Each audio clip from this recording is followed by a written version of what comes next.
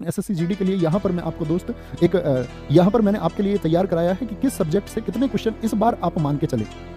तो ये स्लाइड आप एक बार थम्स अप करना कि आप लोग इसको साफ देख पा रहे होंगे, जिसमें सब्जेक्ट वाइज मैं डिस्कस करने वाला हूं कि आपको किस सब्जेक्ट की किस पार्ट पर आपको ज्यादा मेहनत करनी है। तो यहाँ पर देखो दोस्त, आपका अगर हम बात करते हैं आपका स्टैटिक जीके की, स्क्रीनशॉट भी आप ले लेंगे तो इस बार स्टैटिक जीके का आधार आप 5 से 6 क्वेश्चन, पिछली बार आप देखेंगे 7-7, 8-8 क्वेश्चन तक पूछे गए, तो वो प्लस माइनस हो सकता है, क्योंकि इस बार आप भी जानते हैं कि आपका एग्जाम मैं नहीं बना रहा हूँ या एग्जाम आप नहीं बना रहे होंगे, वो प्लस माइनस चीजें हो सकती है, लेकिन हम क्या आधार मान के तैयार करें। ठीक है, तो क्या बोलेंगे इसको, यहाँ पर देखेंगे ध्यान से, आप लोग अपनी क्वालिटी बढ़ा लेंगे थोड़ा सा। ठीक है, नहीं दिख रहा है सर, सारे दोस्त कह रहे नहीं दिख रहा है, दिखना चाहिए भाई, मैं और जूम कर लेता हूं, दिखना तो चाहिए।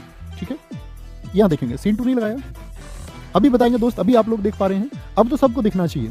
तो देखो यहां पर लिखा हुआ है क्लासिकल डांस यानी कि शास्त्रीय नृत्य। शास्त्रीय नृत्य से मतलब है कि 8 शास्त्रीय नृत्य हैं, उनके प्रतिपादक कौन है, उनका इतिहास क्या है, और उन नृत्यों से संबंधित क्या क्या चीजें हैं, यानी कि जितने भी डांसर है वो सब पूछे जाते हैं आपसे। फोक डांस यानी कि हर राज्य का एक लोक नृत्य, किस लोक नृत्य से संबंधित अन्य प्रश्न। उत्सव, ये 3, और आपका वाद्य यंत्र यानी कि म्यूजिकल इंस्ट्रूमेंट, ये 4 टॉपिक हैं जो हमारे बनाते आर्ट एंड कल्चर को। किसको? आर्ट एंड कल्चर के ये 4 टॉपिक हैं जो बहुत इंपॉर्टेंट है दोस्त। सेंसस, जनगणना पढ़े बगैर आप एग्जाम में मत जाना। ठीक है, कहां से पढ़े वो भी मैं आपको बताऊंगा। नेशनल पार्क पढ़े बगैर मत जाना। मेजर साइट से मतलब है इसमें आपका यूनेस्को की साइट आती है, यूनेस्को की जो 42 साइट हो चुकी हैं, और आपका जो रामसर साइट है आपका 75, उन साइट के बारे में अध्ययन। टेंपल कौन सा कहां पर स्थित है, किस देवता को समर्पित है।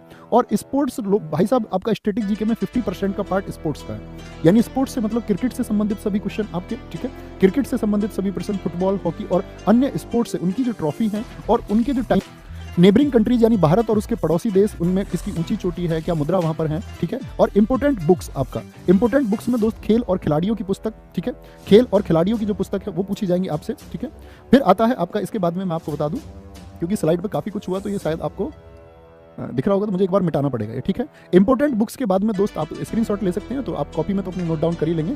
ठीक है, तो क्या बोलेंगे, गवर्नमेंट स्कीम, और आपके मैं इसको टेलीग्राम वगैरह सब जगह इसको शेयर करा दूंगा। ठीक है, सरकार की जो योजनाएं हैं बहुत इंपॉर्टेंट है, पिछली बार भी काफी क्वेश्चन पूछे गए, और एक नया टॉपिक इस बार ऐड करने जा रहे हैं, पद्म अवार्ड, क्योंकि बच्चे इसके बारे में बहुत सारे पूछते रहते हैं कि जी पद्म अवार्ड कैसे पूछे जाते हैं। पूछ लेता 2019 में पद्मश्री एक तबला वादक थे, उनको मिला, वह कौन है। तो उन पद्म अवार्ड को, यानी कला और संस्कृति के पद्म अवार्ड पढ़ना, क्योंकि हर साल पद्म अवार्ड बहुत मिलते हैं। अब ऐसा नहीं है कि आप सारे पद्म अवार्ड पढ़ने लग जाए, तो आपको पढ़ना आर्ट एंड कल्चर के फील्ड में जो पद्म अवार्ड मिले हैं, यानी कला और संस्कृति के क्षेत्र में जो पद्म अवार्ड मिलेंगे वो आपको पढ़ने हैं। इतनी बात समझ में आई, बाकी चीजों को आप एस्केप कर सकते हैं या पीछे की तरफ रख सकते हैं दोस्त, बहुत ज्यादा ध्यान।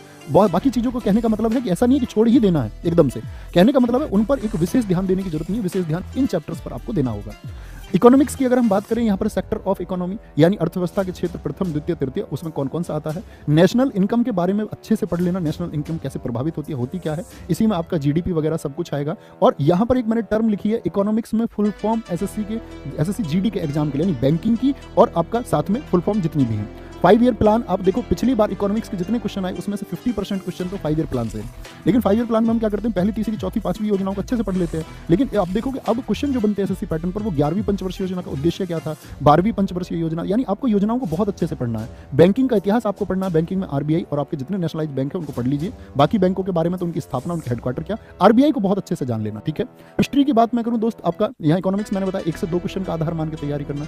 हिस्ट्री के इस बार आप मान के चलना कि दो क्वेश्चन ही मान लेना। ठीक है, 2 क्वेश्चन का आधार मान के, एंशिएंट, मिडिएवल और मॉडर्न, और दोस्त सबसे ज्यादा चांस है आपके मॉडर्न हिस्ट्री से क्वेश्चन आने के और एक एंशिएंट हिस्ट्री से क्वेश्चन आने का। बहुत आसान प्रश्न इतिहास से पूछा जा सकता है। मैं भी बात करूंगा कि आप कहां से पढ़ते हैं और कैसे पढ़ सकते हैं। ठीक है, अच्छा जी, इसके बाद में बात करेंगे ज्योग्राफी में। आप दोस्त मैं हमेशा आपसे कहता हूं रिवर्स और ट्रिब्यूटरीज, यानी नदियां और उनकी सहायक नदी। आज ट्रिब्यूटरीज से पूरा ज्योग्राफी एसएससी का इस पर कंसंट्रेट करता है कि ट्रिब्यूटरी से क्वेश्चन पूछ लेता है। बांध कहां पर स्थित है, झील कौन सी कहां पर स्थित है। भारत में मिट्टी के प्रकार, बहुत इंपॉर्टेंट टॉपिक है, आज इसका वेटेज बढ़ रहा है। ट्रांसपोर्ट यानी परिवहन, रेल आदि कैसे चलती है। ठीक है, भारत में जो मालवाहक चीजें हैं उनका संचालन कैसे होता है। सोलर सिस्टम में ग्रह, उनके उपग्रह आदि स्थिति, हर ग्रह के बारे में थोड़ा अध्ययन। पृथ्वी के बारे में आपको पूर्ण अध्ययन होना चाहिए, उसके घूमने की दिशा, ऋतु परिवर्तन आदि सब चीजें, घूर्णन, परिक्रमण, ये आपको पता होना चाहिए।